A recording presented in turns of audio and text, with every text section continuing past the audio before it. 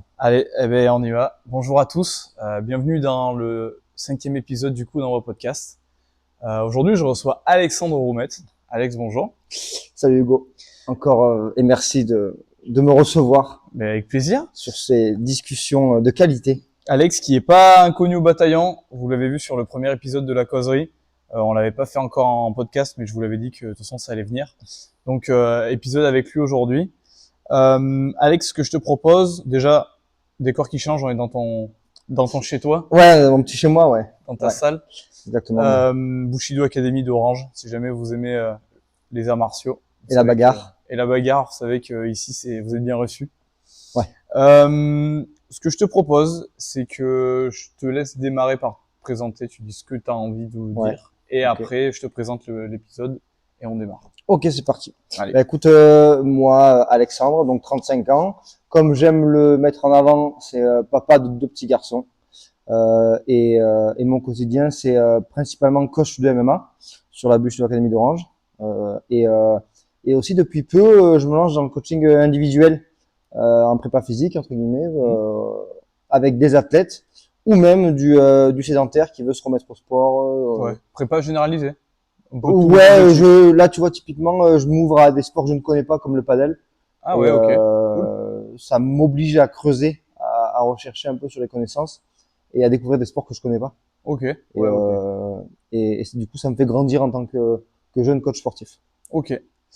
Sur l'épisode, la petite particularité, c'est que on se côtoie depuis peu. Ouais. Et du coup, personnellement, je te connais pas énormément. Yes, c'est vrai. Donc ça va être un peu différent. D'habitude, je prends 2 gros thèmes, enfin un thème sur la personne et un thème sur quelque chose que que la personne veut parler en général. Bien sûr. Toi, il y aura plutôt 4 thèmes, Okay. Plus petits thèmes du coup, avec bien sûr en plus mes petites questions-réponses que je fais à chaque fois. Yes. Mais du coup, plus pour apprendre à te connaître et qu'on voit un peu comment tu vois les choses. Très bien. On va parler de ton parcours sportif, de coaching, et vu que j'ai cru savoir que tu es un peu famille. Donc, on va essayer d'aller voir un peu dans ton quotidien, etc., comment tu gères ça. Carrément, très bien. On démarre pour la première partie, du coup, qui est le parcours sportif en général. Donc, ça, c'est plutôt toi en tant qu'athlète. Première question que je te pose, c'est comment t'es tombé dans le sport?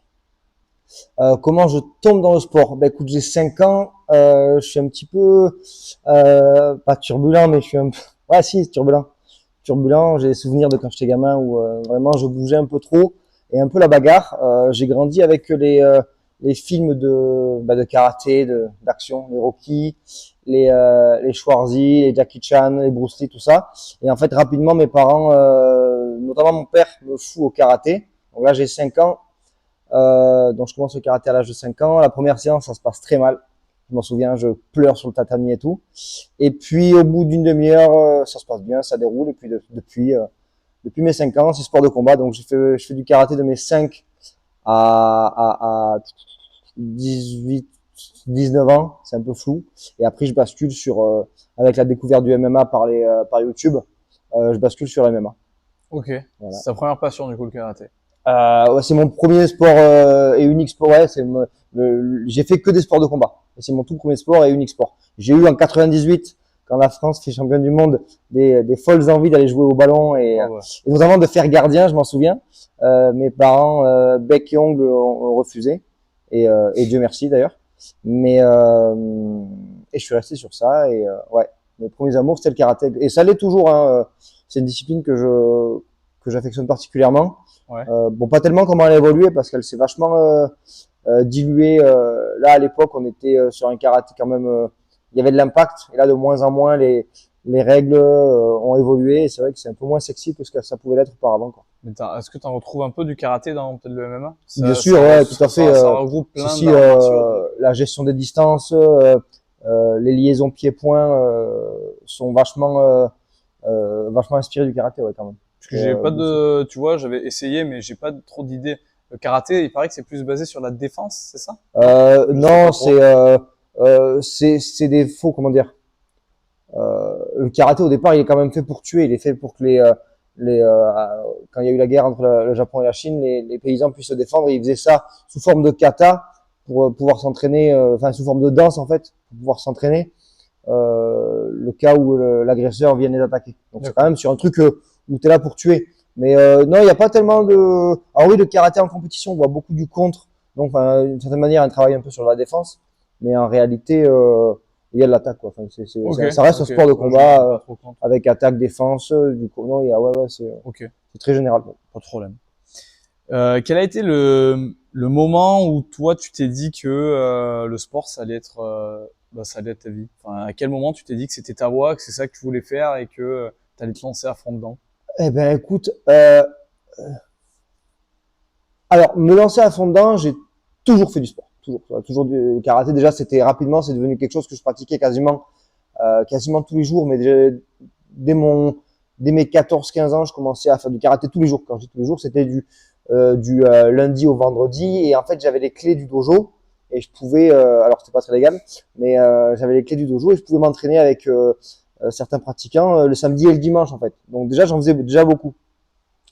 Et mais en faire mon métier, il y a toujours eu l'idée en tête, mais la réalité c'est qu'à l'époque, quand je dois faire mes décisions pour les études, je suis pas forcément bien accompagné sur les métiers du sport et je pars sur autre chose. Donc le karaté, la pratique sportive reste quelque chose qui est en moi et que je continue, mais pour le boulot pas du tout. Et au fil du temps, de plus en plus le sport, la prépa physique, l'entraînement, le crossfit à une époque aussi. On voit tous les métiers qui en sortent et tout. Et, euh, et je me dis pourquoi pas, mais à ce moment-là, je suis en BTS avec des 4, j'ai des projets de famille, il faut un boulot, tu vois, il faut un boulot et Ouais. un boulot stable. Et c'est vrai que le sport, c'est un peu compliqué de se projeter vraiment. Donc, le sport reste pour l'instant une passion et tout. Puis la vie fait que, à un moment donné, tu vis des trucs un peu difficiles et tu te dis, on va arrêter de faire des trucs qu'on aime bien, mais pas plus, et on va essayer de se lancer dans la passion. Et ça fait 1 an et demi en fait que il y a 1 an et demi, je me suis dit, en vrai de vrai, pour parler français, suite au décès de ma mère, qui a été quelque chose de dur pour moi, assez soudain, je me suis dit, il faut arrêter de perdre son temps et viens, on fait un truc que t'aimes. Et je me suis lancé corps et âme dans mon projet de monter mon club de MMA et en parallèle de passer mes diplômes de coach sportif pour officialiser tout ce que je savais déjà faire en fait, toutes mes Oui, compétences que oui, j'avais déjà quoi. oui. Donc finalement, il y a me lancer à fond dans le sport pour en vivre, il y a 1 an et demi, tu vois, pas plus. Parce que jusque là, c'était vraiment un truc, une passion, j'aimais ça, mais il n'était pas question d'en gagner ma vie parce que pas les couilles de le faire, pas le Ouais, mais surtout que différents paramètres, tu c'est un vois. peu nouveau le MMA en France. Enfin, Ah, ça fait pas complètement, tant ouais. longtemps, donc du coup, Légalisé en février 2020. Et encore, tu vois, on est encore sur un système associatif, tu vois. oui, Donc c'est ce c'est que tu m'avais compliqué d'en expliqué. vivre pleinement. Euh, mais ouais, tout doucement, on va y arriver. Et de toute manière, le sport, c'est là où je suis comme j'aime bien dire, c'est là où je suis le moins mauvais. Donc autant me lancer Ouais, bien sûr, à fond ouais, bien dans sûr. ça et T'es passionné. exactement passionné. T'es Je mets du passionné, tu cœur, peux que faire du bon boulot à un moment, hein. T'es obligé de exactement, faire du bon travail. du cœur, du sérieux. Il n'y a pas de raison que ça paye pas, tu vois. C'est clair. Parce que là, t'es encore combattant pro. Ouais, alors attention, hein, à l'heure d'aujourd'hui, avec l'arrivée du MMA en France, combattre en pro pour le grand public, ça veut tout et rien dire. Ouais, La réalité ouais. aujourd'hui, c'est qu'en MMA, tu vois, en France, tu as peut-être 10, allez, 10 top fighters qui vivent vraiment du MMA, de leur combat.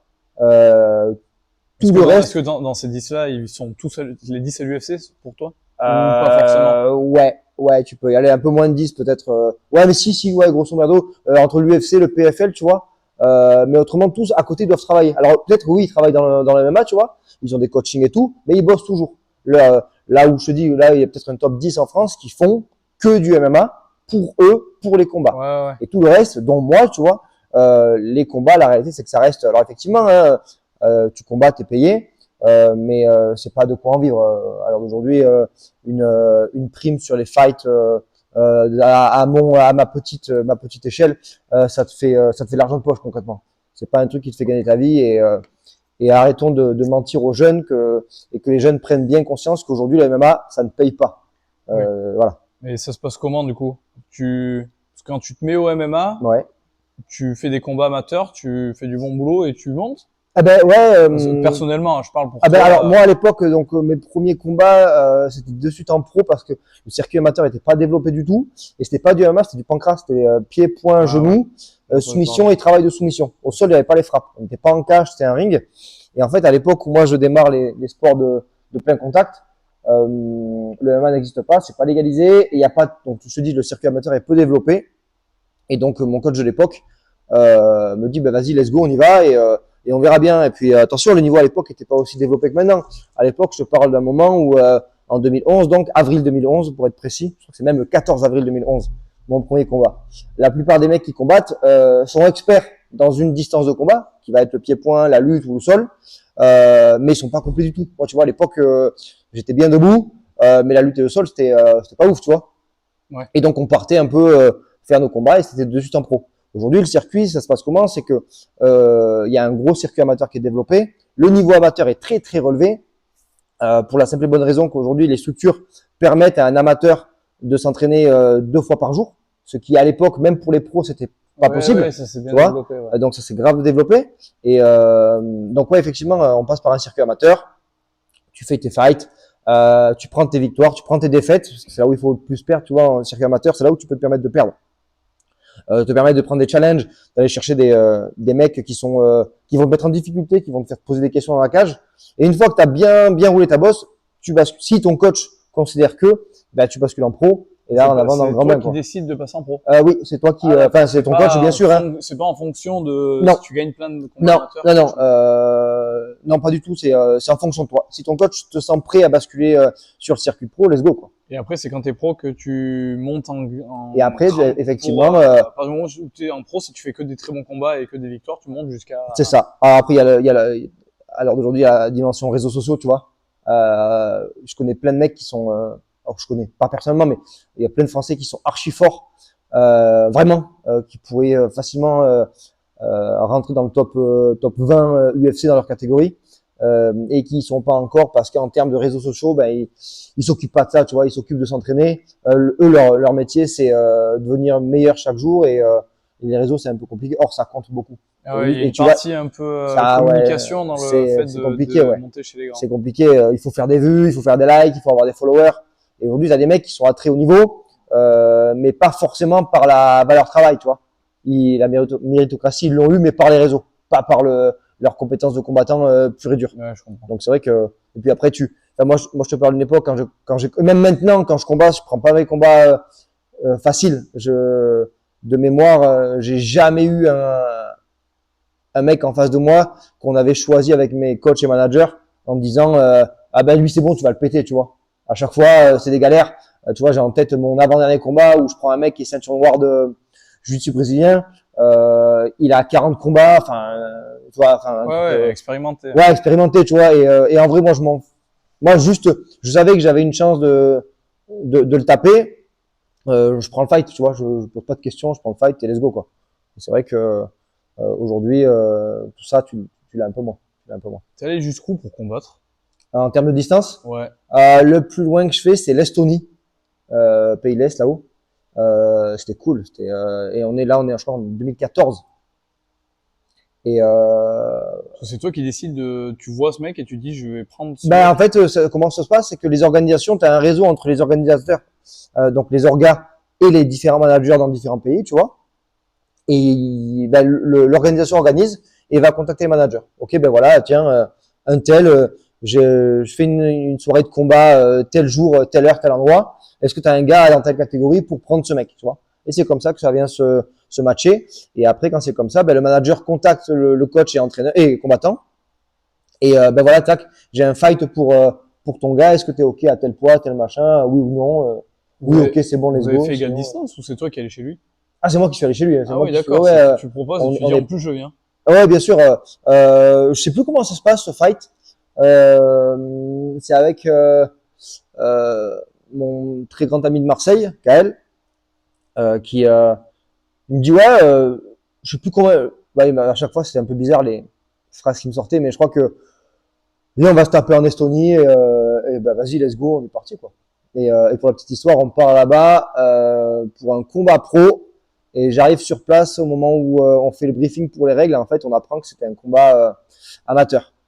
Donc, on passe de petits gants pas épais, sans protège tibia, à prendre des gros gants avec des protèges tibia. Et je me souviens, on avait essayé de négocier et tout, mais le mec l'adversaire voulait pas du tout combattre en règle pro et un peu frustré. D'ailleurs, je perds le combat par soumission alors que je tabasse tout le premier round et que j'aurais même pu le finir. Je pense que c'est un protège tibia. À un moment, il prend un high kick dans la tronche. Et je pense qu'il n'y a pas les protèges tibia, je pense qu'il aurait ronflé. Mais c'était rigolo, c'était une belle expérience. Ouais. C'est cool. Ouais, bah, c'est cool de faire de Donc, voyager, ouais, quoi. Ça te fait voyager. Ouais, grave. Et c'est ce que je retiendrai de ma carrière, ma petite carrière de combattant, c'est que j'ai voyagé, j'ai vécu des trucs que seuls les combattants qui l'ont fait peuvent le comprendre, tu vois. Ouais. C'est vraiment riche d'expérience et c'est cool. C'est un bon. Vraiment bon truc. C'est quoi pour toi le pays avec le plus de valeur sur le sport de combat? Alors, je m'entends, mais Que j'ai fait ou non, même en général, pour toi, c'est dans quel pays où il y a où le sport de combat est le plus respecté, où il y a plus de valeur? Tu vois, je pense au judo et au Japon. ouais, tu vois. ben Banco, Japon. Ouais, Japon. Japon, j'ai jamais fait, tu vois, mais j'ai des gens que je connais qui y sont allés et t'as vraiment une valeur. Le combattant là-bas est considéré un peu comme un surhomme, tu vois, et ils ont ce truc énormément de respect déjà de base par leur culture. Ils sont très sur ça, mais c'est vrai que ouais, je pense que le Japon restera le pays où le combattant, la combattante, le combattant est le plus respecté au monde, Ah ouais? clairement. Ouais. Vers le Daghestan, tout ça là-bas, non? Où on sait qu'il y a beaucoup de lutteurs qui sortent, où ils vivent de Ouais, ça. mais c'est pas tant sacralisé, tu vois, je pense. Il y a du respect pour les fighters. Les pays de l'Est, c'est quelque chose, tu vois. En plus, c'est culturel chez eux aussi, mais c'est pas autant sacralisé. Je te dis, quand tu vois quand tu sais qu'au Japon, les sumo, c'est un peu des demi-dieux, bah tu mets les combattants, notamment de MMA, sur un peu sur le même piédestal, tu vois. Ah oui, Donc d'accord. c'est vrai Ok. que c'est vraiment, ouais, le Japon restera pour moi, je pense, le pays qui respecte à l'heure actuelle le plus les combattants et qui les met vraiment sur un haut piédestal. Ben on les voit, enfin à l'époque, le Pride, toi t'es un peu jeune, t'as pas forcément vu de vidéos ou quoi sur les réseaux, mais ils faisaient des présentations des combattants, c'était vraiment enfin c'était des surhommes pour eux, comment ils Ouais, étaient présentés et amenés, c'était vraiment des surhommes, tu vois, c'est quelque chose d'assez impressionnant, ouais, carrément. ok. Donc dans la culture sport de combat, il serait intéressant d'aller quand même faire un tour au Japon. Ouais, et t'as même des mecs, j'ai en tête un ou deux combattants qui ont un seul et unique objectif, c'est de partir pour au Japon, tu vois, pour vivre l'expérience. Que c'est quoi, putain, Jean-Charles, Skarbowski, alors lui il c'était est parti où? Thaïlande. Thaïlande, Ouais. est là-bas, non? Grand Un peu. boxeur thaï, J'ai et écouté effectivement son il a fait. podcast et il parlait que la Thaïlande, c'est enfin, il est même des enfants de 14 ans, en fait, ils Ah se ça battent oui, parce que pour ah oui vivre, quoi. absolument, ah oui oui. C'est Par contre, l'envie de se battre. après la nation Japon, en tant que, il y a pas non plus des masses d'athlètes à très haut niveau. Enfin tout du moins ils sont pas forcément super comment dire connus. Par contre effectivement la Thaïlande culturellement c'est un des pays où le sport de combat, la boxe thaï en Thaïlande et le foot en France, tu vois. Vraiment, Ouais, effectivement, depuis le jeune c'est âge, leur sport. c'est la pratique, tu vois. Le gamin, nous, ici, les gamins, on les envoie au foot à 5 ans. Là-bas, à 4 ans, ils font de la boxe thaï, tu vois. Et ça s'envoie des grands coups de coude dans la gueule. Enfin, par contre, culturellement, effectivement, là, la pratique est vraiment est vraiment mis en avant, ouais, carrément. J'ai trouvé énorme en écoutant son podcast, le système qu'ils ont là, dans le One Championship, là, où ils ont des arènes et en gros, il y a le champion de l'arène. Et Ouais. les gens se battent pour être champion de l'arène. Je trouve ça fou comme Ouais, alors format. c'est pas au One, mais c'est Ah, au le One, Lumpini, c'est je juste crois. l'organisation. Ouais. Ah ouais. Ouais, Oui, mais c'est ça là où j'avais vu, ils ont des grandes arènes en gros. On dirait Pokémon un peu. ouais. Ils sont champions de leur arène et les mecs ils viennent pour essayer de battre le champion et après ils Exactement. restent champions de l'arène. En fait, C'est fou. ils appellent ça les stadiums. Ce format. Et chaque stadium a son champion. Et ben, c'est aller récupérer les ceintures de chaque stadium. Ouais. C'est très drôle. Ouais, C'est une manière différente de voir le truc parce que je pense que le champion il doit tout le temps rester focus bien sûr. pour être le meilleur et les mecs ils même tu s'entraînent vois pour le battre, quoi. après par contre c'est difficile hein, la boxe thaï pour te dire alors ça ce sont des propos qui m'avaient été rapportés à l'époque par mon entraîneur de pied-point de l'époque qui me disait tellement qu'en Thaïlande les mecs qui combattent toutes les semaines donc les combats en boxe thaï c'est en général c'est du 5x3 donc 5 rounds de 3 minutes et le premier round il commence toujours tranquille tu sais c'est rythmé avec la musique tu sais il y a la musique là Ouais. pas t'as déjà fait gaffe. Non, Et en fait, c'est la musique traditionnelle du truc. Et donc, ça commence doucement. Et en fait, ils combattent au rythme de la musique. Et deuxième et troisième round, ça accélère. La musique accélère et le combat s'accélère aussi. Et l'arbitre, à partir du quatrième, est en droit d'arrêter le combat si toutefois un des boxeurs est vraiment mené et qu'il n'arrive pas, qu'il gagnera pas le combat, ils arrêtent. Ils Bon, attendent arrêt de pas la l'arbitre. fin, ouais. Non, de manière à ce que ce boxeur qui perd puissent recombattre la semaine d'après sans manger trop de blessures, parce que finalement eux ils combattent pas pour la passion forcément, ils combattent pour l'argent, Oui. pour faire vivre la famille et envoyer les battes à la maison quoi. Donc c'est vrai que c'est c'est encore autre C'est un chose. système complètement différent. Ouais. Ouais, Mais oui, mais ouais, après, comme on dit, c'est leur gagne-pain. Ils vivent de ça, c'est leur donc ils ont vrai pas le choix. métier et tu peux avoir des familles qui envoient leurs petits au camp en Thaïlande alors qu'ils sont à peut-être à 200 ou 300 kilomètres de chez eux, mais parce que le gamin, ben, dès 5 ans, fera de la boxe et c'est un projet un peu Mbappé Ouais, ouais. et d'envoyer en camp faire de la boxe thaï et gagner de l'argent pour l'envoyer à la famille, tu vois. Donc c'est vrai que c'est encore autre chose. Une autre culture. C'est une autre culture. Ouais, je vois. C'est une autre culture. Ouais. Si on se recentre un peu sur toi, ça a été quoi sportivement ton plus gros défi que tu as réussi que tu as dû relever ou que tu as réussi à relever Waouh. en tant que sportif, pas en tant que coach? Mm. Ou le plus marquant? C'est compliqué parce que tu as l'impression que chaque expérience est unique pour. Enfin moi, de mon point de Ou vue, alors celle qui a marqué un tournant où tu dis sans ça malheureusement, enfin sans ça j'aurais pas pu basculer sur autre chose ou je sais pas. je crois que l'une des plus grandes. C'est dur. C'est une question difficile ça. Mais une que j'ai en tête qui me vient, c'est on est en mai. Ah, c'est pas compliqué. C'est quelques jours après le décès de mon cousin qui avait le même âge que moi. Donc c'est ça qui me marque. Et en fait, je prépare mon fight en pancrace. À l'époque, c'est à Marseille. Donc pancrace, pied, point, genou pour rappel, projection et pas de frappe au sol, que des soumissions au sol. Et en fait, je prends un mec de Montpellier, laisse tomber, il faisait peur à tout le monde sauf à moi. Ma femme me dit non, il va te casser la gueule et tout. Il fait peur, il a des gros bras et tout. Effectivement, il avait une bonne boxe taille. Il faisait de la boxe taille d'ailleurs. Et c'était pour une petite ceinture locale, tu vois, et un petit championnat local. Et donc je perds mon cousin pendant la prépa. Donc je me prends une grosse tas dans la gueule et tout. Et en fait, quelques jours avant son décès, je lui dis, mais bon, il était malade. On va pas s'épiloguer, mais il était malade. Et je le vois quelques jours avant le décès. Et je lui promets que je vais gagner la ceinture pour lui. Alors ça fait très cliché, mais c'est la réalité. Je m'en souviens bien. Il était dans son lit quand j'ai dit ça. Donc, bref. Et en fait, ben vas-y, je continue la prépa et tout. La prépa avait été difficile parce qu'on avait misé gros, tu vois, vraiment intense. Et en fait, eh ben je gagne le combat au premier round par clé de talon. Et ouais, ça restera une victoire debout, je le cartonne. Ça finit au sol un peu brouillon, ça finit au sol et je le soumets au sol.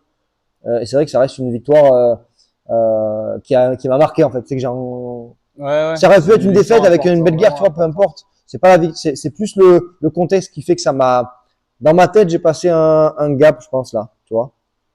Et ça reste malgré, ça reste un beau souvenir. Ouais. Ouais. Mais après, comme je te dis, tu Ok. vois, chaque combat a son lot de trucs inoubliables. J'ai en souvenir un combat en Italie, galère pour y aller, je dors pas la nuit et tout parce qu'on fait la route et que dans la voiture, impossible de dormir. J'arrive sur place, peser le jour même, alors que normalement c'est la veille. J'ai 2 kilos en trop, alors qu'à la maison j'étais au poids. Enfin la balance c'était un peu la merde, donc je perds 2 kilos d'eau. Infect. En parallèle de ça, j'ai mon meilleur pote qui vient me voir. Il faut savoir qu'il fait peut-être 16 heures de route aller-retour rien que pour venir me voir combattre. Le combat, je le plie en une 14 ou une 17 par KO. C'était génial, tu vois. Et je te Ouais, dis, chaque mais combat, ouais, chaque combat a son oui. lot de belles expériences qui te marquent à vie, tu vois. C'est ce qu'on vit en tant que combattant, amateur ou pro, c'est unique. Tu peux Pour pas. moi en fait le truc t'es vachement recentré sur toi. Ouais, Tu vois, c'est tout en fait c'est là ça va venir sur la question que je voulais te poser. yes. C'est quoi le moment alors que sur le moment peut-être que c'est pas le meilleur mais après que tu kiffes le plus? Est-ce que c'est avant de sortir du vestiaire pour aller sur le ring? Est-ce que c'est quand la sonne cloche pour démarrer le combat? Est-ce que enfin c'est quoi le meilleur moment pour toi sur un combat? À partir du moment où je sais pas, le jour J du combat, c'est quoi le moment le plus sympa? À part, bon, à la fin, si tu gagnes ou pas, bien sûr, mais c'est quoi tu sais, où, je sais pas, moi, je te prends l'exemple du rugby, moi, je sais que le moment vestiaire, 5 minutes avant de sortir sur le terrain, Ouais, tu sais, où t'es tous ensemble, tu motives et bien tout. sûr. Pour moi, c'est le meilleur. Mais sur le moment, tu sais, t'es stressé, et quand le match finit, même si tu perds, tu dis putain, tu sais, c'est le moment Ouais. qui te manque un peu de dire, Ouais. t'es ensemble, tout le monde est dans la même objectif, dans la Bien même sûr. tu vois. Et vous, toi, c'est quoi pour toi le meilleur moment que à chaque fois tu dis putain, c'est quand même, c'est bon C'est quoi. dans la cage, dans les échanges. Quand c'est là, quand t'es Pendant le avec le combat. mec pendant le combat, ouais. Il n'y a Ah ouais. pas de moment précis dans le fight, C'est en général mais dans quand le ça combat. commence à se taper, à s'envoyer des coups dans la gueule, à lutter contre la cage et tout, à grinder, là tu kiffes, tu Toi, vois. tu prends 100% plaisir dans le combat. C'est Ouais, vraiment le ouais. combat qui te, c'est pas forcément l'avant ou c'est Non, le le vestiaire combat. c'est cool, mais t'es focus et c'est voilà. En Ouais, fait, c'est un peu comme je fais beaucoup ce parallèle, c'est marrant d'ailleurs, comme quoi j'aime bien la bouffe aussi, l'apéro et les collègues. Mais en fait, tu sais, là, quand tu reçois du monde à la maison, tu prépares tout. Tu sais, c'est la galère. Tu sais, t'es pressé, il faut que tout soit bien, machin et tout. Et quand ils arrivent et pendant que tu fais la fête, ça y est, tu vois, c'est la fête. Ouais, c'est le C'est le moment. jour de fête. Et là, c'est bon, tout a été fait en amont. Là, il n'y a plus qu'à profiter. Eh ben, c'est un peu comme ça que je vois le truc, tu vois. Ouais, La ouais. prépa, c'est quand je fais la cuisine, quand tu es avec ma femme, hein, pas tout seul. Salut les canards, les colverts. Mais c'est quand on prépare tout ça et tout machin. Mais quand tu es avec les copains autour de la table, autour du comptoir, et qu'on papote et qu'on rigole, ben là, c'est génial, tu vois. Eh ben, le combat, c'est pareil. Ouais, je comprends. C'est dans la cage, quand on les échanges, quand c'est la guerre, même quand ça se passe mal pour moi, tu vois. Ça reste du bon moment, tu vois. C'est cool. Tu te sens vivant, Faut être vachement sûr de soi, hein. c'est intense. T'as pas le droit de douter, j'ai l'impression, dans la cage. Les mecs se parent et tout, des fois, pour se rassurer, j'ai l'impression que tu peux Ouais, pas douter. Si tu doutes, t'es mort, en fait. non, Enfin, j'ai l'impression, il y a parce un que je suis dialogue pas du tout dans le interne. sport de combat, mais. Mais moi, et d'ailleurs, peut-être que ça me fait défaut, mais tu vois, euh, j'ai toujours vécu un peu les combats, c'est un peu comme, c'est mon quotidien, tu vois. C'est-à-dire que je suis en voiture, et puis d'un coup, il y a embrouille, au feu rouge, il y a un mec qui m'embrouille, il faut descendre, il faut se bagarrer. Ah ben, c'est un peu pareil, tu vois, le combat, c'est un peu comme ça. J'ai pas de stress avant de combattre, tu vois. Encore une fois, je te dis, je pense que ça me porte préjudice, mais j'ai pas peur de combattre, je stresse pas des masses. Peut-être parce que t'es sûr, du coup, enfin, inconsciemment, t'es sûr de tes forces, donc tu dis, dans tous les Ben, cas, je vais jouer mon jeu, et puis on verra bien ce qui c'est se passe. ça en fait. Je crois que c'est que je vais balancer mes dés dans la bataille et et puis c'est voilà. Enfin, Ouais, voilà, je vais faire mon combat, et tu voilà, fais ton quoi. fight et puis terminé. Voilà, tu gagnes, tu perds. Des fois tu gagnes, des fois tu perds. Mais je pense, on l'a dit que si j'avais un peu plus de, si je me mettais ou si j'avais un peu plus de pression sur les épaules, euh, je gagnerais plus souvent, tu vois. Parce que moi, ce que je veux, c'est faire un combat, c'est faire une Ouais, guerre, ouais. faire un spectacle sympa, tu vois. Je veux que ça vive. Je veux quand tu regardes le combat, il y ait des rebondissements, tu vois. Je veux pas une victoire éclair, ça m'intéresse pas. Même si parfois ça peut être joli, mais je préfère une défaite âpre pour l'adversaire, tu vois, il est allé chercher la décision et qui a été dur pour lui, plutôt que de gagner Facilement, trop facilement, ouais. passer un mec qui était en dessous et tout. Enfin, ouais, c'est faire des beaux combats, des belles oppositions qui m'intéressent. Et c'est vrai que ouais, moi je stresse pas. Il faut faire le taf, tu vois. Le taf, il a été fait pendant la préparation. Ça a été dur. D'ailleurs, souvent les préparations et les sparring durant la préparation sont plus difficiles que le jour du combat, tu vois. Mais ouais, faut faire le taf, just do it, tu vois. Ok. On y va et bagarre. Comment ton parcours perso a influencé ton approche du sport et de la perf en général?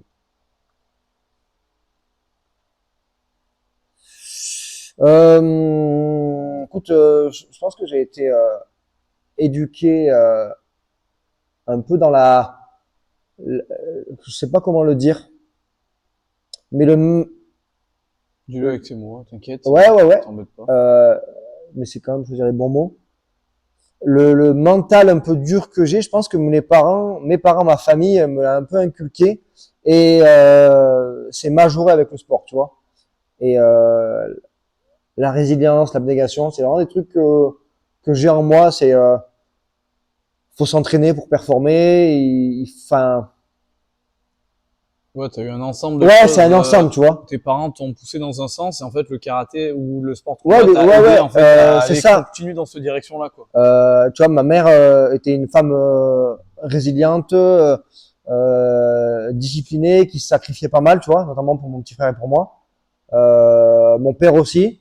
Donc je pense que indirectement, ils m'ont inculqué par sans m'en parler directement, mais je pense en nous montrant finalement, tu vois. Même si au niveau de mes parents, ça n'a pas toujours été rose pour moi, ma perception et ma relation avec eux. Mais il n'empêche que je pense qu'ils m'ont appris, ça ils m'ont inculqué, tu vois, quand même, d'une certaine manière. Et après, bien sûr, majoré par les rencontres que j'ai pu faire avec mes coachs de karaté à l'époque, enfin, mes maîtres de karaté à l'époque, et mes coachs que j'ai encore aujourd'hui, tu vois. Ouais. C'est un truc qu'on développe par les sports de combat, enfin, c'est obligatoire Ouais, je pense que c'est un bon mix de tout ça, là, qui fait que Ok. de par ces expériences, de par ces rencontres et de par cette pratique, ça s'est répercuté sur le tatami. Et ouais. Ok. Donc ouais, Vraiment. il y a pas forcément. Ouais, C'est en général un c'est ensemble. un ensemble. Ok. C'est entre guillemets un croisement de tout ça qui fait que ouais, je suis comme je suis aujourd'hui, tu vois. Ouais. Ok. À quel moment ça t'est venu à l'idée de dire je vais devenir coach? À quel moment tu t'es dit là j'ai du savoir un peu à partager et j'ai envie de le partager, je me sens prêt à le partager. On m'a vite donné ma chance. Hein. À l'époque, mon premier club où j'avais commencé à l'époque, le MMA, le Pancras, avec c'est Xavier Vacaris, mon premier coach de pied-point, qui me donne un peu ma chance pour encadrer, entre guillemets, encadrer. Hein. À l'époque, le MMA, il n'est pas légalisé et en fait, c'est un peu et en gros, qu'est-ce qui se passe? On se retrouve une petite dizaine de mecs, on aime bien le MMA, on voit des vidéos et on s'entraîne ensemble, tu vois. On partage ce qu'on voit, ce qu'on sait, ce qu'on ressent, on se le partage tous ensemble. Donc rapidement, et c'est vrai que j'ai toujours aimé aider mon prochain pour quoi que ce soit. Voilà, dans mes métiers avant le coaching, j'étais manager, directeur de magasin, et j'ai toujours aimé faire grandir les autres, tu vois, les amener à un mieux, qu'ils soient sportifs ou professionnels, ou même humainement, tu vois. Je pense que mes potes proches pourraient le dire, mais j'ai toujours été d'un bon soutien pour faire avancer les choses positivement. Ouais. Donc c'est vrai que rapidement, même au karaté, tu vois, dès mes 14, entre 13 et 15 ans, je commençais un peu avec le maître à encadrer les petits tout, tu vois. Et je prenais plaisir à être un peu l'assistant. Alors indirectement, parce qu'en fait, j'étais posé au cours de karaté de bonheur. Et donc, il y avait les petits avant moi. Donc, en fait, j'étais, non pas être assis au bord du tatami, Ouais, j'étais avec donnais la main. avec le maître et j'encadrais un petit peu et je donnais les conseils. Donc, je pense que c'est devenu tout seul. Mais mes premières vraies expériences de coach, elles se en résumé où vraiment je dois encadrer une petite section. C'est en 2000, c'est rapidement, hein, 2013, 2014 par là, je pense, où je m'entraîne et en parallèle j'encadre un petit peu une petite section. Derrière ça, à l'époque CrossFit Avignon, et c'est là où je commence à coacher dans l'entraînement physique.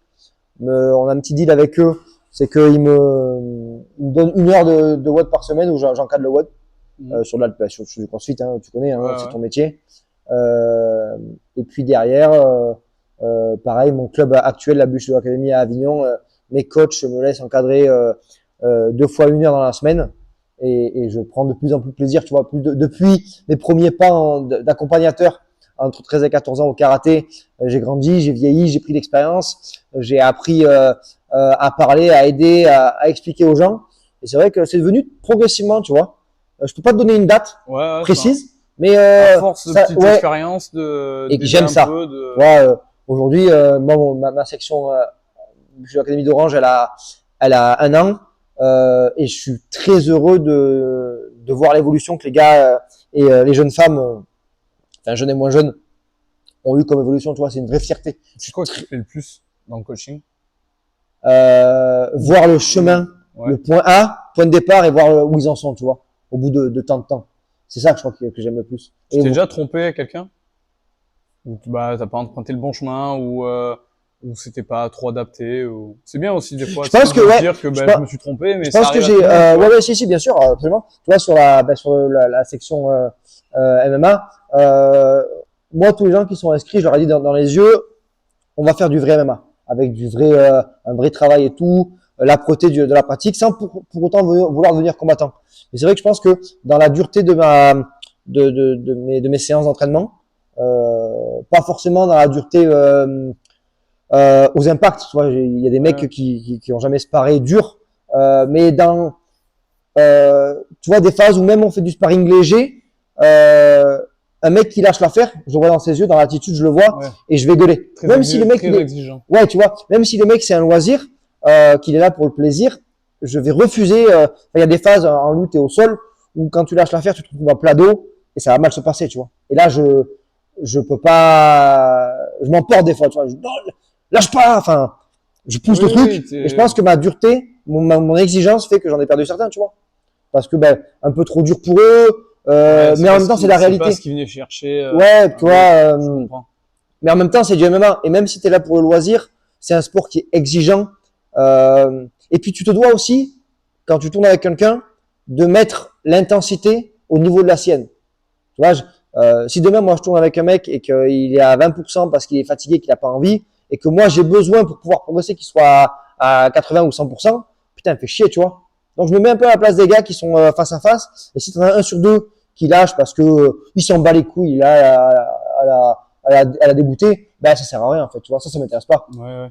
Donc parce que le MMA, les sports de combat sont des sports individuels, mais je pense qu'il n'y a pas plus collectif que nous, tu vois. Après, Et donc c'est pour ça que j'ai été parfois peut-être trop exigeant, mais c'est la pratique qui veut ça, ce que donc je te tant pis. dis, je pense, alors, c'est pas pour défendre là-dessus, mais je me ressens un peu pareil hein, en général en CrossFit et Ouais. avec Anto, on est un peu dans la même, Bien sûr. enfin, même jus et tout, on est dans la même vibe. Yes. Pour moi, si tu fais que ça pour gagner un peu tes sous, tu t'en fous, tu vas t'adapter à la personne. Mais si tu fais ça parce que tu es vraiment passionné, même si une personne elle te dit non mais moi je m'en fous, je veux juste venir 2 fois par semaine, mais Bien sûr. 2 fois elle va venir, tu vas être à fond. C'est ça. Et peut-être des fois la personne va être en mode je te demande pas autant, tu vois. Ouais, ouais. Et vu que toi t'es passionné, ben en fait tu donnes toute ton énergie là-dedans. Et ben il y en a ils sont en mode Ah, ouais, ouais, moi ouais. je veux pas autant, Je tu veux vois. pas Enfin, faire, tu vois ouais. ce que je veux dire. Ouais, carrément, Moi absolument. je veux juste prendre du plaisir et toi t'es là oui mais pour prendre du plaisir faut que tu progresses, il faut, enfin tu vois. Et c'est exactement ça. Je pense c'est parce qu'on est suis tellement passionné et à fond dans notre truc que ben on veut trop donner. je suis Enfin, grave trop donner. d'accord avec ça. C'est absolument ça. Alors C'est qu'il y en vraiment a, ça. ils veulent juste faire ça, Ouais. juste pour gagner leurs sous. Bon, ben, je m'en fous, je vais faire ce que me demande la personne et pas plus. Et tu C'est vois, ça. ça ira très bien. Mais quand t'es passionné, c'est dur. C'est exactement ça. C'est le cœur qui parle. Il y a plus de cerveau là. Il y a Ouais, plus c'est de ça. logique. Il y a plus de. On t'en perd pas. Non, non, c'est le cœur qui parle. Et puis tu vois, toi tu le sais dans ton métier, mais comme moi je le sais, c'est que quand il va progresser, il va être fier de lui, tu vois. Mais pour progresser, ça. il faut Ouais. sortir un peu le doigt du cul et il faut que ça se passe. Enfin, il faut dépasser un peu ses limites.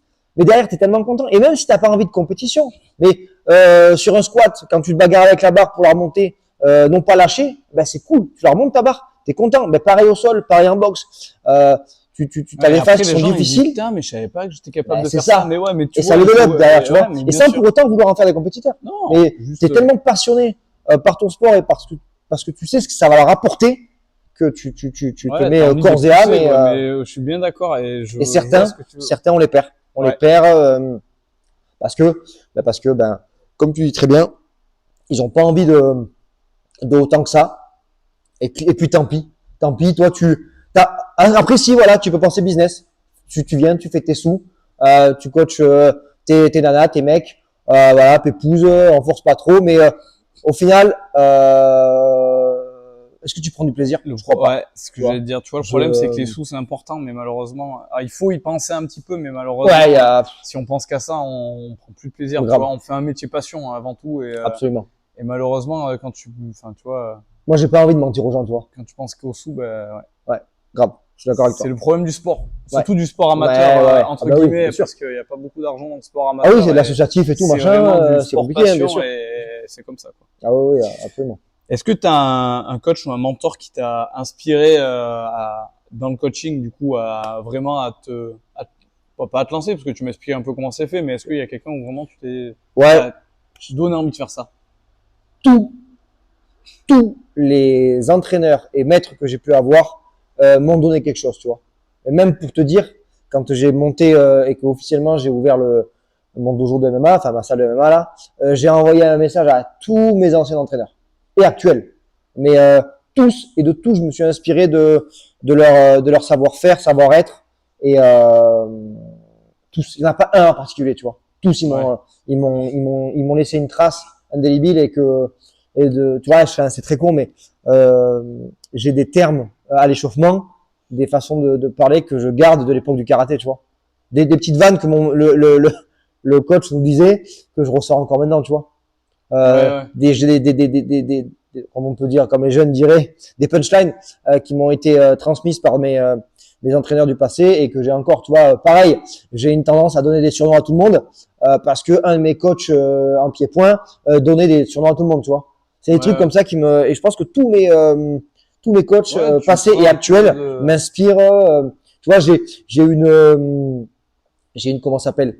J'ai une exigence et euh, une intensité dans mon coaching comme mon coach actuel Samy pourrait l'avoir. Et j'ai aussi une sagesse dans mes propos et dans mon recul vis-à-vis de mes adhérents, comme son frère James pourrait avoir et comme il est avec moi, tu vois. Donc c'est vrai que tous mes coachs passés et actuels m'ont inspiré et m'inspirent encore, tu vois. J'en ai pas un seul plus qu'un autre, vraiment. Tous, ils m'ont laissé quelque chose et que je retranscris aujourd'hui avec mes adhérents, mes adhérentes. Ok. C'est ouais. Et après, Ouais, tu prends un peu de mes joueurs au rugby, c'était la même chose pour moi. Tu vois, t'en as un qui animait énormément et moi j'adorais comme il animait, donc ouais, je veux animer comme ce mec. c'est ça, Comme il y en a un sur les conseils qu'il a envoyés techniques, j'adorais bien sûr. comment il en parlait, donc ben, je vais essayer de prendre. Enfin, Enfin, en fait, tu prends un ouais, peu tu de prends un tout peu tout le monde. et après tu crées Tu prends aussi de toi tous. ton Et tu coaching à crées, toi parce qu'il y a une exactement. méthode. Mais il y a ta façon à Tu vois, moi toi. j'avais un coach de rugby qui me disait. Tu vois, aujourd'hui, il y a la méthode, et il disait son nom, tu vois, il y a cette méthode d'entraînement et les gens pensent que j'entraîne comme ça. Ouais, Mais dans quelques années, il y aura la méthode Hugo Rosier. bien sûr. Et les gens diront, Hugo Rosier, en gros, tu vois, il a sa méthode de coaching. Il coach comme ça, il est plus Absolument. comme ça. Ouais. Et tu sais, c'est là où tu te dis, putain, c'est vrai. Et oui, oui, bien Un sûr. Bah, oui, jour, c'est tu sûr. vois, je serai peut-être pas une référence, mais Non, mais tu vas forcément pour les gens que influer sur j'aurais les gars. entraînés Mmh, pendant des années, bien ben, sûr. ils diront, ben, moi, Absolument. tu vois, je me vois pas comme ça. Tu sais, moi, je pense à mes anciens coachs, mais je dis, Ouais, mais un jour, je serai comme eux. ouais, Tu carrément. Ah, vois, bah les oui, c'est gens sûr. mourront en référence, quoi. C'est sûr, tu vas laisser une trace à chacun de tes C'est gars, à dur quand chacun de c'est tes. toi-même de te dire Ouais, ouais. ça. Mais ouais. Est-ce que le coaching en salle de sport, donc bah, tout ce qui est, comme tu disais, préparation physique, Ouais. et le coaching en sport de combat est vraiment différent ou pour toi ça se rejoint beaucoup? Donc bien sûr, bon, dans l'approche et tout, je veux dire dans le contenu bien sûr, parce que c'est pas la même chose, Oui, bien mais sûr. Mais ouais. est-ce que dans la manière de faire, de penser, c'est pour toi c'est la même chose ou c'est quand même assez différent les deux Ben, disciplines? alors, certains te diront, c'est propre à chacun, je pense, mais moi, je suis pareil. Euh, je, je coach, ouais, je m'as déjà vu faire un petit peu, tu vois, Ouais, mais je coach de la même manière mes gars sur le tatami que quelqu'un sur un floor de CrossFit ouais, ou tu vois même en individuel. Je pense à un joueur de paddle que j'ai qui est à très bon niveau français, tu vois. Je lui parle comme un combattant. Et en plus, même si ça le brusque un petit peu, je pense qu'il aime ça, tu vois. Parce on ouais. arrive avec un mindset qui est différent qui est pas le même que ce qu'il a pu avoir. Et non, je coach pareil. Je suis le même, même intensité dans mon approche et dans mes conseils et dans mon coaching, tu vois. Enfin, je pousse les gens, je les pousse comme je les pousse sur un tatami, tu vois, pour qu'ils se Ouais. dépassent. Et C'est le même coach, mais juste tu changes juste c'est pas les mêmes techniques, voilà, ce que tu as à ça n'a dire, pas la même mais tu discipline, gardes le même mais coaching. je garde la même. Enfin, un mec qui est sur ses dernières reps où c'est dur, je vais y parler avec autant de fermeté et d'intensité que ce que je vais avoir sur un mec qui est en galère sur son sac de frappe pour fractionner ou qu'un qui est contre la cage en train de se faire matraquer, qui doit se relever, tu vois. Même intensité, pareil. Alors peut-être que sur un tatami, je vais être un peu plus, un peu moins politiquement correct, mais ouais, je mets la même intensité, le même cœur à l'ouvrage, tu vois. C'est mon ADN, tu vois. L'intensité, le cœur. Quand je leur parle, je mets vraiment beaucoup de cœur. Ouais, ouais. Et si je pouvais les aider avec mes bras, à se relever, à pousser plus fort, je le ferais, tu vois. C'est vraiment, ouais, je suis comme ça. Et j'en changerai jamais. Jamais de la vie, je me dénaturerai, tu vois. Peut-être un peu me tempérer avec l'âge, Oui. mais je resterai un coach qui met du cœur et de l'intensité dans ce qu'il fait, tu vois. Obligatoire. Je peux pas, Ouais. T'as le même je sais pas coaching, mais faire. juste, ouais. Ok. Juste la discipline qui change. Exactement. Je comprends. Sur la partie encore coaching, mais plutôt sur toi. Ouais. Et ensuite, on sera sur les questions-réponses. On finira sur la famille. En gros, on est à peu près à la moitié. Yes.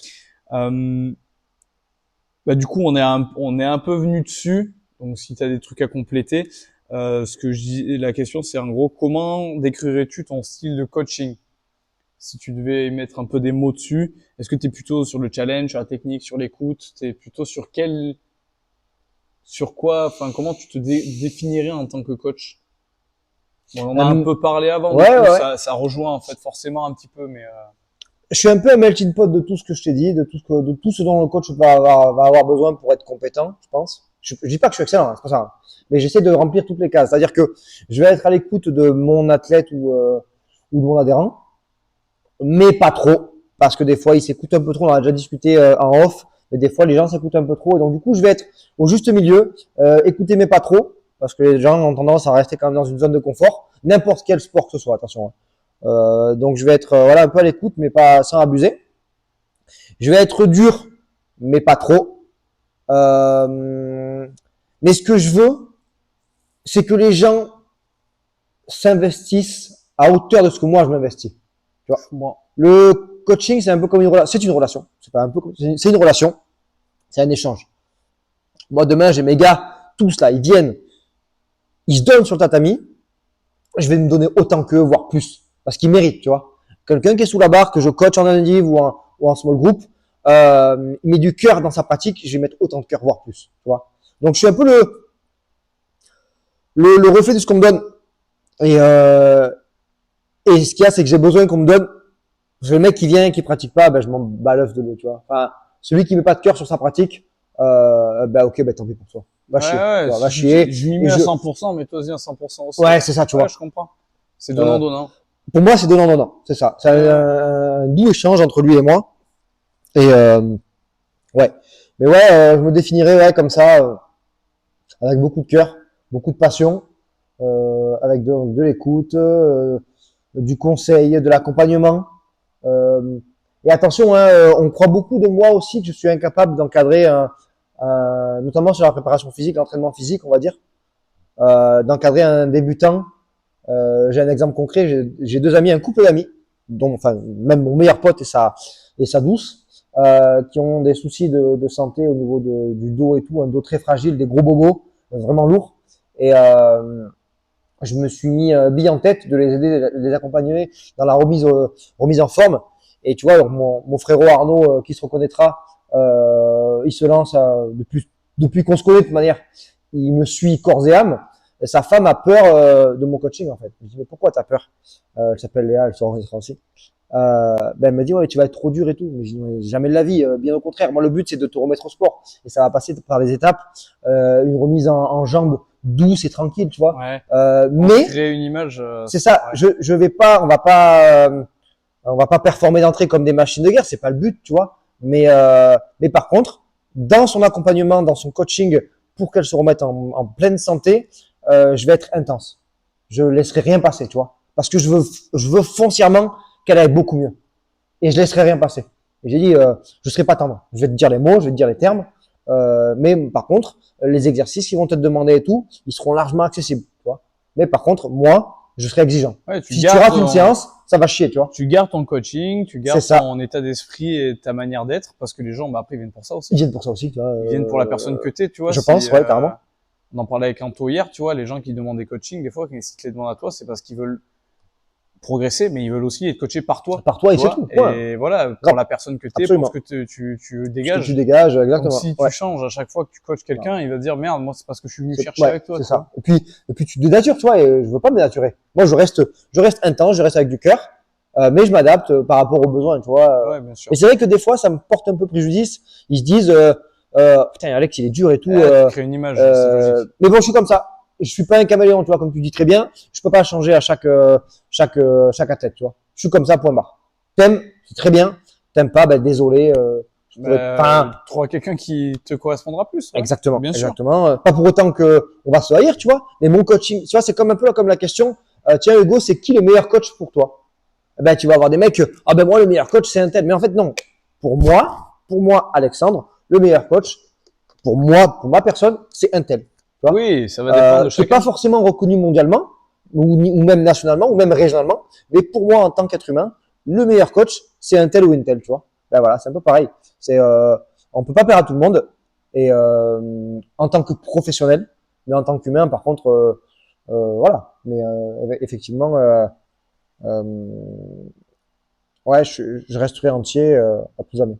Je peux pas. Ouais. Très bien. Selon toi, qu'est-ce qui te distingue des autres coachs? Alors, sans dire je suis au-dessus des autres coachs, mais Non. qu'est-ce qui te différencie d'eux? Enfin, qu'est-ce que les gens peuvent venir chercher chez toi qu'ils arrivent peut-être pas forcément à trouver chez d'autres? Que ce soit dans Euh, le sport de combat ou pas, hein. Ça va ouais, dépendre de ouais. ce que tu veux. Euh, la C'est dur, rigueur et hein. la discipline Question que est dure, hein. j'ai par rapport au sport de combat, tu vois. Je pense. T'as des gens qui aiment bien ce côté un peu ferme, déterminé, dur, âpre. Bon, ouais, je pense qu'ils viennent pour ça. Ouais. Pour ils viennent pas pour ma belle gueule, ils viennent pas pour mes réseaux parce que mes réseaux ils sont pourris, ils viennent pas pour mes performances parce que en soi elles sont quasi lambda pour un mec du milieu, mais ils viennent plus par peut-être le mindset que je vais avoir dans la pratique, tu vois, dans mes pratiques, l'état d'esprit que je peux transmettre. Je pense pour ça, je pense. Ok. Ouais, ce côté déterminé du combattant, ce qu'on pourrait dire un peu, tu sais, genre pour le rendre plus grossier, mais l'œil du tigre, tu vois. Ce côté lâche rien, ouais, le mindset du combattant dans son ensemble, je Ouais. pense. C'est vraiment pour l'état d'esprit Ouais, que tu vas dégager. que je vais pouvoir peut-être potentiellement inspirer, tu vois. Ils disent, ben, j'ai envie d'être inspiré par Alex parce que ben peut-être que pour certains je suis inspirant et que ça donne envie de s'adonner, tu vois, et de performer, et de pousser le. Euh, ouais, je pense que c'est ça, ouais, Ok. pour l'état d'esprit que je peux avoir. Quelle importance tu apportes à l'aspect mental dans la préparation physique ou dans le coaching en général? On est quand même tous les deux d'accord que le mental, c'est beaucoup de boulot. Absolument. Donc, quelle importance tu y accordes? Qu'est-ce que tu mets en place pour réussir aussi à travailler sur cet aspect mental et pas uniquement physique? Hum, euh, à, à pousser, tu vois, rendre les gens durs mentalement, comment dire, par la pratique, quelle qu'elle soit. Tu vois, encore une fois, pour reprendre euh, mon, mon gars en paddle, il avait un bobo à la cheville, il faisait que y penser, machin et tout. Et je dis arrête d'y penser, arrête d'y penser. Tu peux regarde, tu peux squatter, tu peux machin, tu peux, arrête d'y penser. Ouais, par du dialogue. Tu parles, t'envoies des mots forts, tu les rassures. Mais effectivement, le mental a une importance primordiale dans la performance, quelle qu'elle soit, dans l'entraînement. Tu dois te bouger le cul pour te rentrer dedans, pour performer, pour progresser. Et en fait, je les pousse, je les pousse, je les pousse, je les pousse, je les pousse. Et Donc, par le dialogue essentiellement. T'essayes de ouais, de ouais, travailler là-dessus ouais. avant tout par le dialogue et après c'est par eux ce qui seront Et capables de après, se. la plupart me voient aussi à côté, m'entraîner et tout, et par l'exemple aussi, tu vois. Ils voient que je me laisse pas de cadeaux, je me fais pas de cadeaux. Euh, ouais, je me fais pas de cadeaux, tu vois. Je me rends dedans et donc ouais, par le dialogue et par L'exemplarité un peu, l'exemplarité, ouais, je ouais, vois un petit ouais. peu. T'es obligé. Oui, Un tu peux coach pas qui faire autrement. s'entraîne, ouais, tu vois, ça c'est un des Un mantras coach qui est de pas en forme, enfin, tu peux un, pas. un coach qui, alors je te dis, un des mantras du CQP dans lequel j'ai passé mon diplôme avec Aurélien Broussal-Derval, c'est même le mantra, c'est un coach qui ne s'entraîne pas est un imposteur. Tu vois. Ouais. Moi, pour moi, il est primordial que tout ce que j'impose à mes athlètes, tout, je sache ce que ça fait, tu vois. Oui, Euh, tu dois En être prépa physique, capable. je sais ce que c'est que de faire l'hypertrophie. Je me suis mis un petit peu pour découvrir. Je voulais savoir ce que c'était, même si c'est pas un truc dont je suis fan. J'en ai fait quand même quelques séances. Je sais ce que c'est, tu vois. Je suis pas un expert, mais je sais ce que c'est. Je sais ce que c'est que de faire un 30-30 à la bike. Je sais ce que c'est que de faire un 5x5 sur un tatami.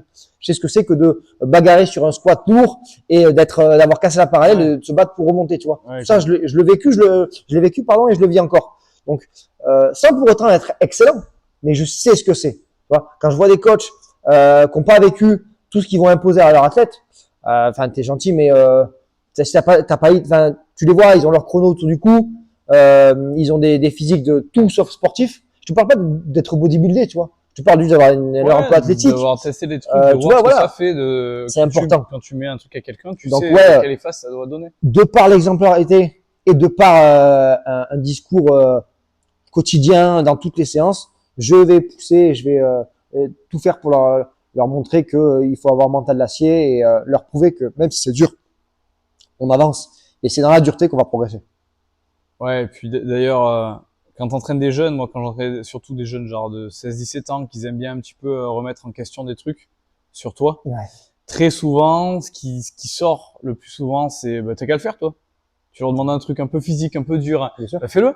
Bah, bouge pas. Et Assieds-toi. justement, et justement, et au plus tu t'entraînes, et tu vois, cette année ça m'arrivait bien un sûr. peu, je m'amusais avec mes gamins là Bah ouais. que j'avais à Valence, et souvent, fais-le toi le physique. Et je dis mais les mecs, quand vous voulez, enfin tu vois, il y a pas de problème si vous voulez que je fasse vraiment, vous me le Ah dites, oui, je le bien fais avec sûr. vous, Bah moi je oui, suis carrément. capable de le faire Ah avec bah vous, oui. tu vois. Bah, Et de suite, mais alors tu vois, que mais oui, c'est t'as ça. un coach pas en forme, tu le vois qui galère à rien qu'à courir sur un terrain, fais-le. Tu Ouais, vois, ouais. ou je le faisais quand j'avais votre âge. Non, non, ça marche pas ça. Non, C'est, non. ouais. Il faut Non, que tu puisses il y t'entraîner. a un minimum, ouais. Bon, quand t'as 65 ans, c'est pas pareil, c'est mais différent. tu Mais fais quand t'es dans la tu peux fleur, pas, fleur de l'âge, tu peux pas exactement. il faut.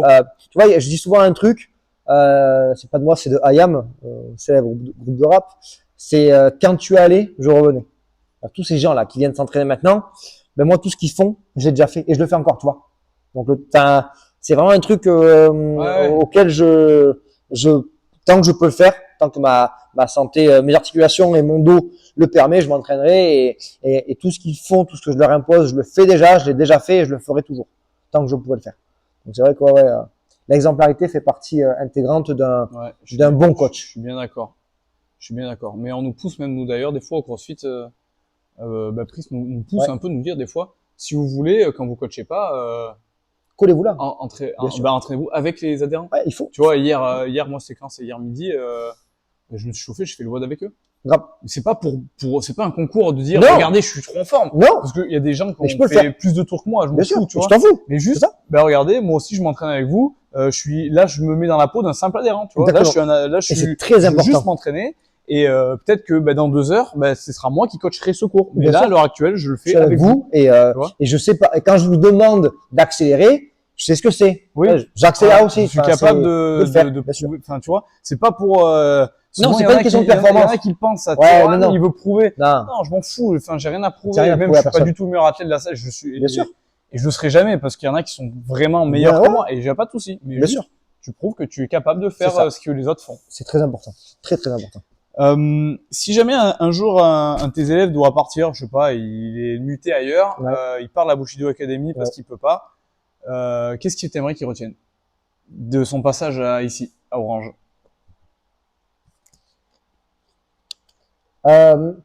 C'est ce que j'ai dit un des premiers discours que j'ai pu faire quand j'avais un discours entre guillemets, mais après des séances un peu acharnées, c'est que ils aient acquis tous, loisirs ou compétiteurs, futurs compétiteurs, un esprit de guerrier, un mental dur, tu vois. Et les rencontres qu'ils auront fait sur le tatami, tu vois, mais ce mental de devenir très dur et très fort mentalement. C'est ça, je crois.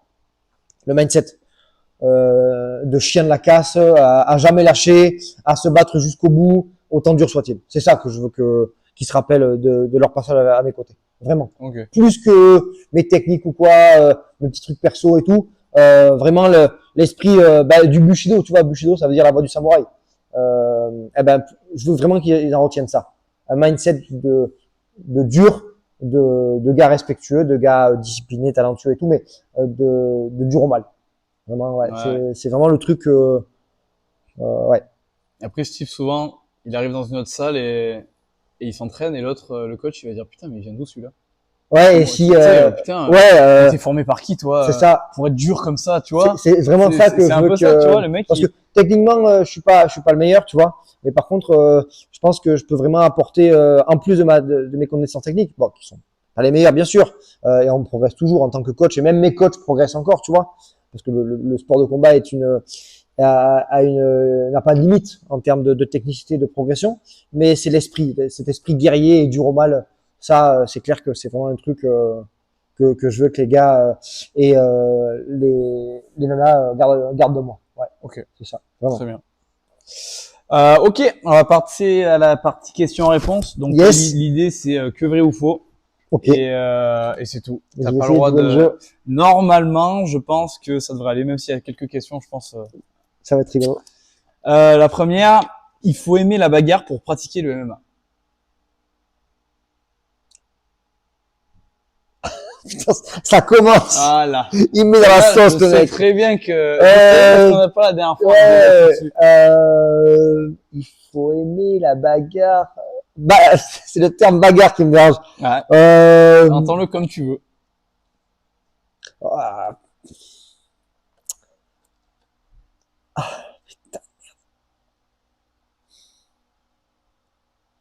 allez, faux. Faux. Ok. Faux. Un faux. Un faux. Faux. Un bon coach doit être un bon psychologue. Ah, vrai. Le sport, c'est 80% de mental et 20% de physique. Le pourcentage pour moi est pas juste, mais l'esprit est. Le pourcentage est pas bon. C'est beaucoup trop de mental, mais il y a du vrai. Il Ok. y a du vrai. Ouais. Ouais, il y a du vrai. La récupération est plus importante que l'entraînement. Putain, mais les questions qui me sortent, le mec, il a planché dessus. Et ça se joue sur des petits mots à Et chaque fois. ouais. Je pourrais dire est aussi importante, mais Ouais. non, est-ce qu'elle est plus importante? Je prends du temps, hein. La récupération est-elle plus importante que l'entraînement? Allez, je vais dire vrai. Ok. Ouais, vrai. Et les réseaux sociaux sont bénéfiques dans l'expansion des sports de combat. Du MMA plus particulièrement. Mais... Ouais, vrai. À mon Ok. grand désespoir, vrai. Je te laisse la question que tu veux et tu peux aller plus loin dessus si jamais tu veux. Une parmi celles que je t'ai posées, tu peux aller plus loin dessus si jamais tu as envie de un petit peu La expliquer. récupération. Vas-y. La récupération, parce que c'est un vrai sujet, parce que les mecs qui s'entraînent, tu vois, regarde, quand j'ai ouvert la section ici, donc les inscriptions et tout, ouais, ça arrive, les mecs qui viennent, ils sont trop chauds, ils ont jamais, ça fait 2-3 ans qu'ils font plus de sport, ils ont jamais fait de sport de combat. Moi, je veux percer, je veux m'entraîner tous les jours, machin et tout. Et la première chose que je disais aux gars, et je le dirai encore cette année, ils vont pas m'écouter, mais t'as pas fait de sport depuis quelque temps, fais doucement. Viens 2-3 fois semaine, c'est très bien. Laisse ton corps se mettre en branle, se remettre en forme. Donc, cale des séances de récupération et pas que s'entraîner comme un con. Sans quoi tu vas lâcher, tu vas démotiver, tu vas te blesser et je vais plus te voir. Eh ben, ça va pas louper. Les mecs qui sont venus tous les jours s'entraîner, eh ben, au bout de 2-3 mois, j'avais déjà des mecs qui étaient blessés, qui étaient à l'arrêt parce que si, parce que ça, qui étaient démotivés, machin. Et en fait, c'est pour ça que je veux répondre que c'est vrai pour choquer un peu, mais la récupération, c'est sous-coté. Tu vois, j'ai écouté ton podcast avec Jus, et je le rejoins totalement sur ce sujet. C'est très important de récupérer en fait, parce que si tu récupères pas, ton corps il surcompense pas et tu progresses pas finalement, quoi que n'importe quel sport que ce soit. Donc il faut récupérer. C'est pas plus important, mais c'est très très important et c'est sous-coté. Tu vois, même j'y pense pour mon groupe d'année prochaine, mes compétiteurs. On calera un véritable planning avec eux sur des gros blocs d'entraînement très intenses et avec des périodes plus calmes, plus réduites, de deload un peu, tu vois, un peu comme en prépa physique. Hein, Oui. Tu prends un bloc de 4 semaines, tu te la colles tous les jours, et la 5e semaine, ben on décharge, on fait 1 sur 2, machin et tout, et ainsi de suite, tu vois, parce que c'est très important. Parce que le corps a besoin de se réadapter au stress que tu lui causes, qu'il soit en MMA ou en prépa physique. Donc et puis les gens ont aussi du mal avec le fait, là où moi pas plus du tout. Les gens ont du mal avec se dire, ben c'est bon, off aujourd'hui, tu vois, je récupère, je me pose, je prends du temps, je me repose, parce qu'ils ont l'impression de perdre du temps, mais du temps dans la progression.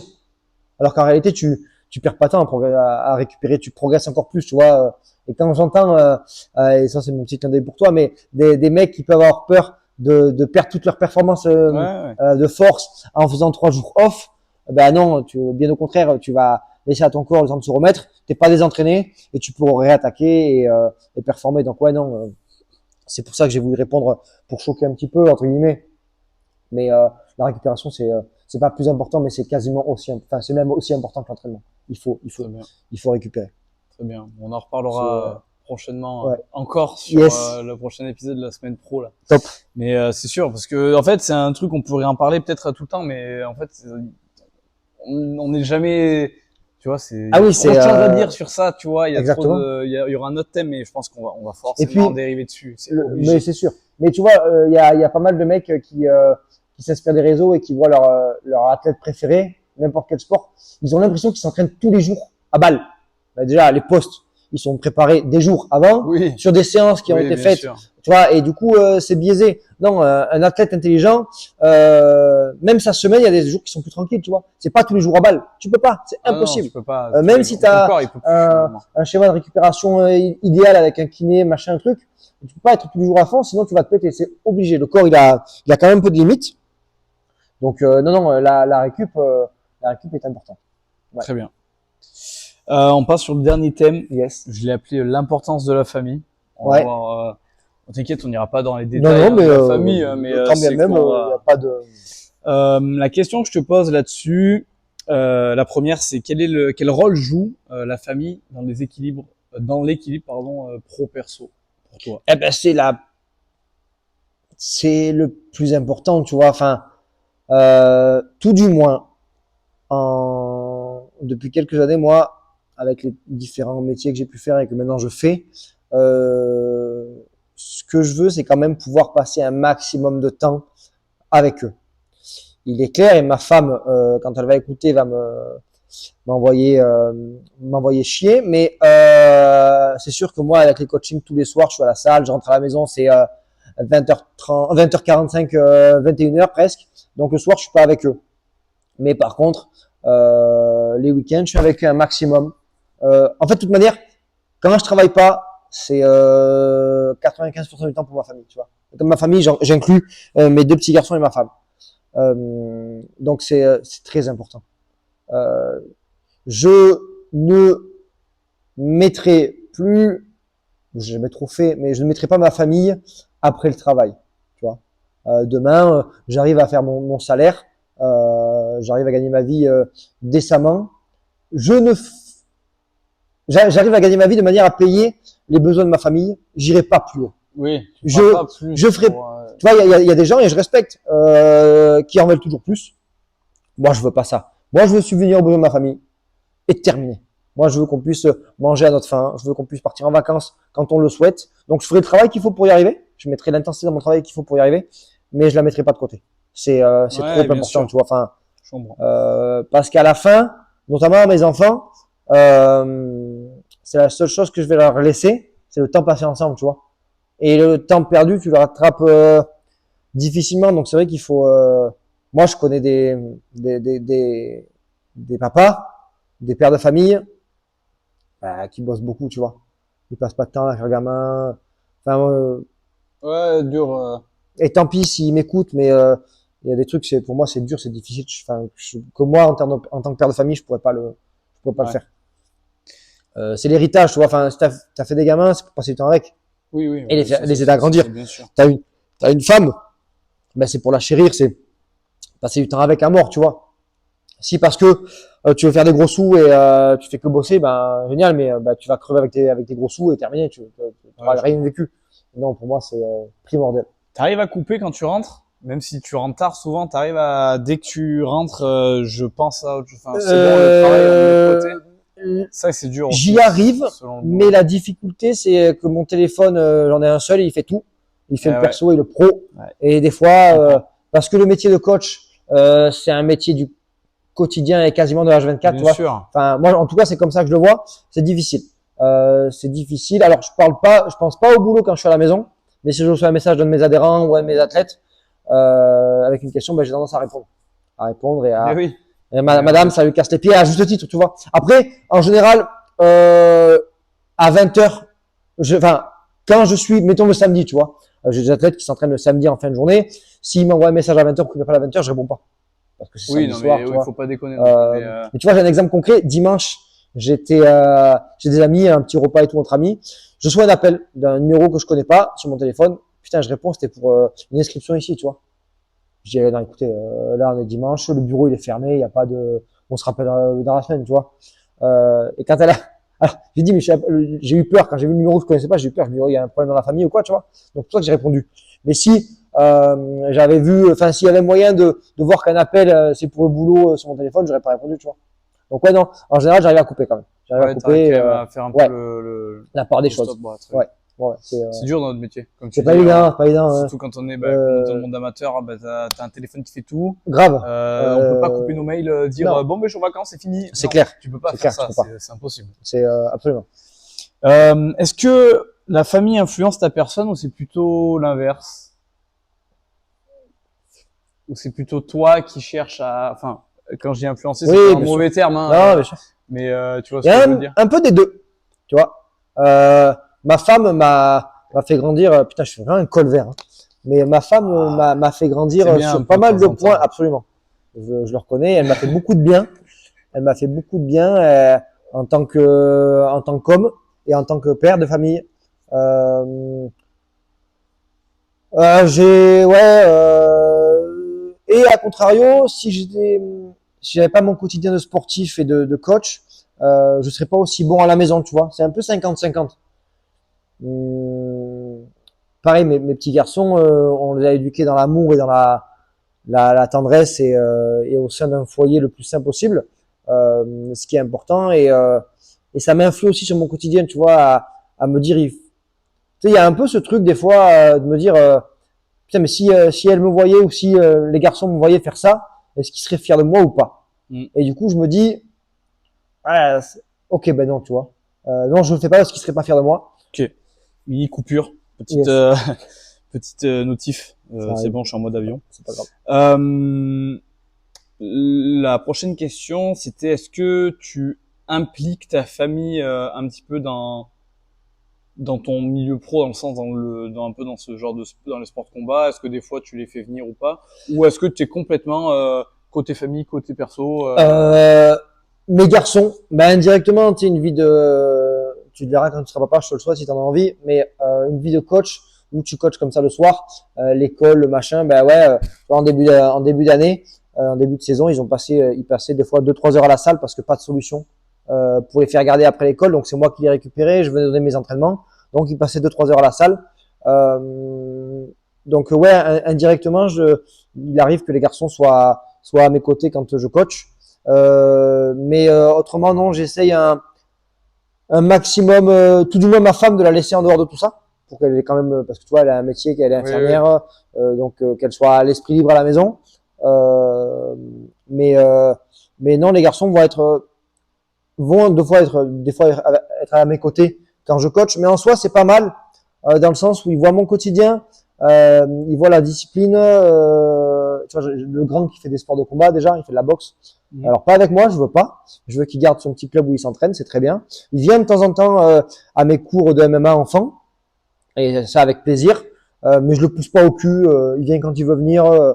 C'est à son bon plaisir, à son bon vouloir. Mais ouais, des fois, tu es obligé de mixer un peu les deux, tu vois. Mais ma femme, je fais un maximum pour la laisser en dehors de tout ça, tu vois.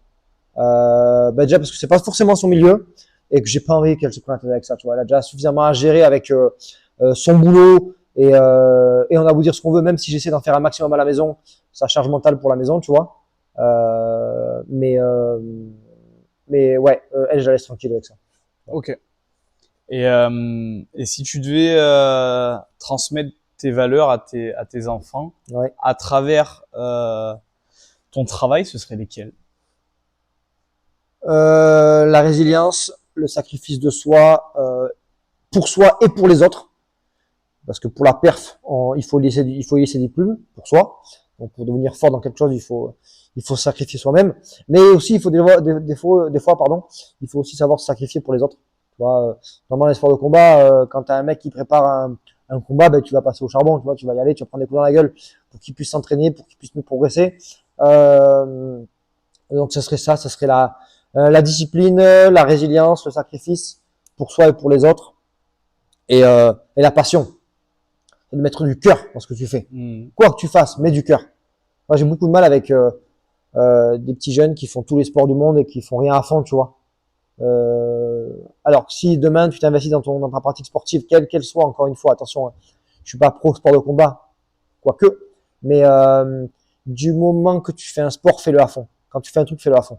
Vas-y, tes tripes, et tu verras que derrière, tu en auras des gains parce que déjà dans ta pratique, tu vas progresser, et puis là, arriver à la performance dans un domaine, c'est tellement gratifiant, tellement agréable pour soi. Ça déclenche des trucs qui sont trop chers, quoi, tu vois. Ok. Tu penses que tu y arrives un petit peu là? T'es un peu dans le bon chemin Ouais, pour je leur pense transmettre que ça? tout doucement, entre moi, mon attitude à la maison et ma femme aussi, parce que bien sûr, ça fait 14 ans qu'on est ensemble, on est quand même dans le même sillon. Donc voilà, on arrive à faire du bon taf avec les garçons et à leur transmettre les valeurs qui nous sont chères et communes. C'est pareil, tu vois. Enfin, ma femme, elle fait pas mal de courses à pied et depuis peu, Dieu merci, grâce à moi ou pas, du renforcement musculaire.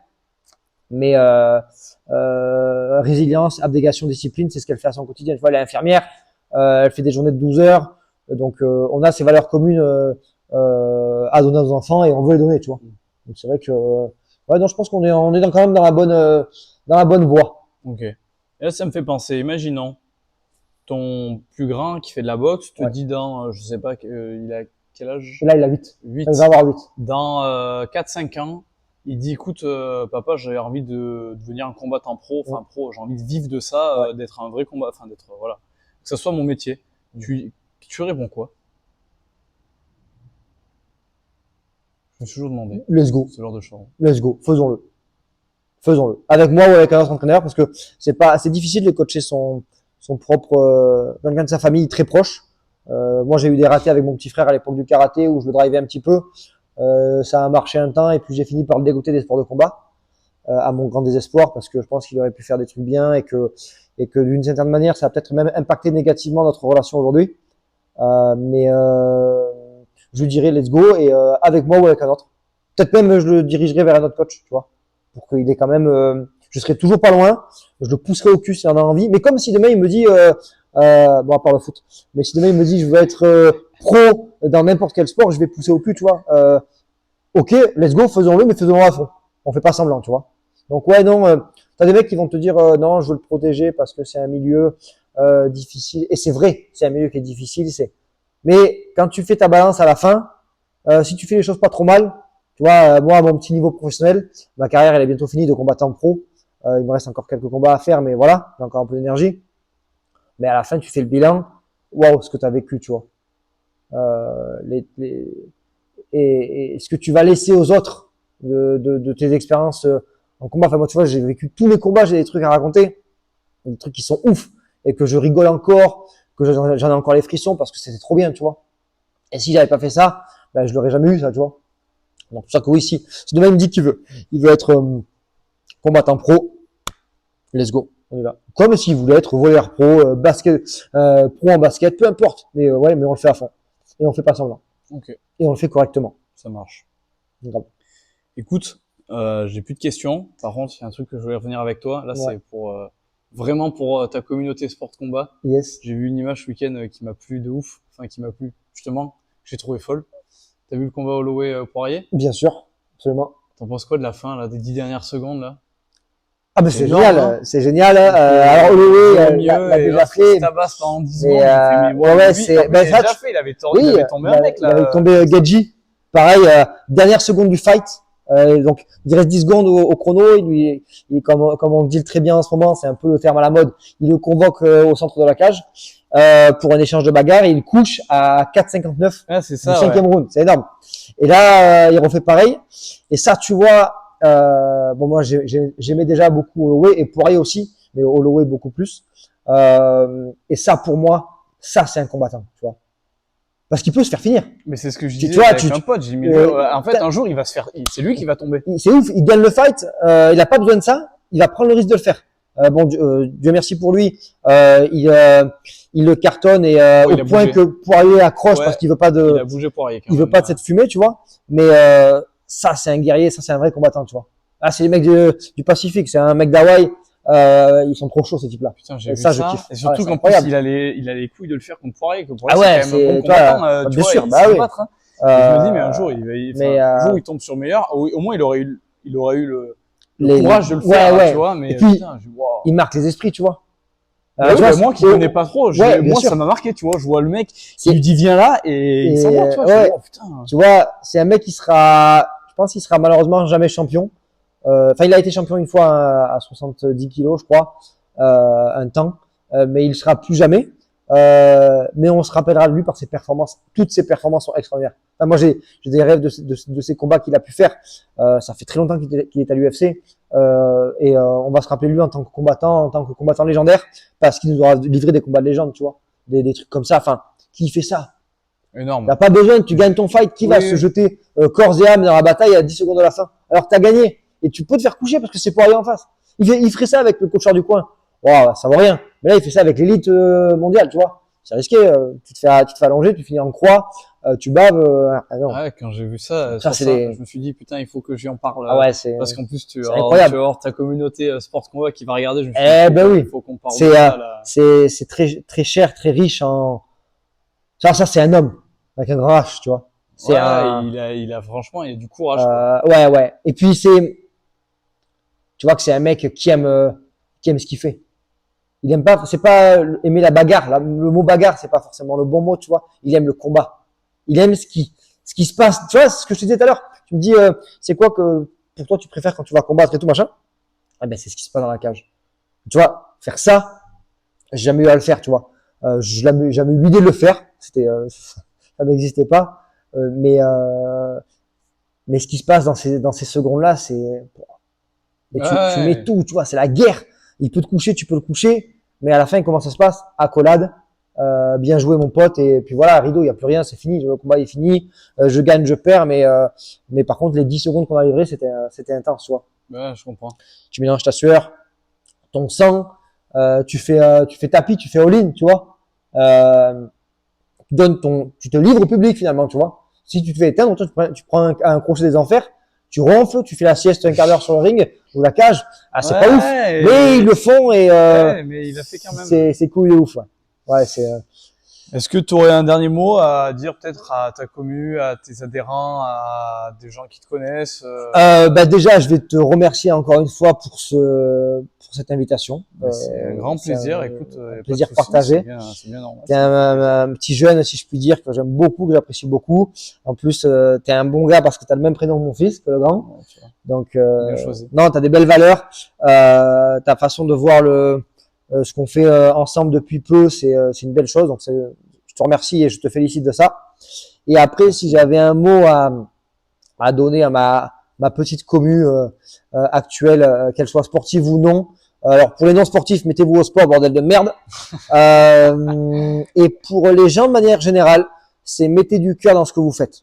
Mettez du cœur dans ce que vous faites. Et pour ceux que je coach en indiv ou en collectif, écoutez-moi, bordel de merde. Quand je vous dis de vous reposer, reposez-vous. Quand je vous dis de travailler fort, travaillez fort. Non, mais ouais, mettez du cœur dans ce que vous faites, de la passion, et vous en serez félicité et gratifié tôt ou tard. Voilà. Merci Alex. Merci à toi. C'était génial. Vraiment, j'ai kiffé. Cool. Et go.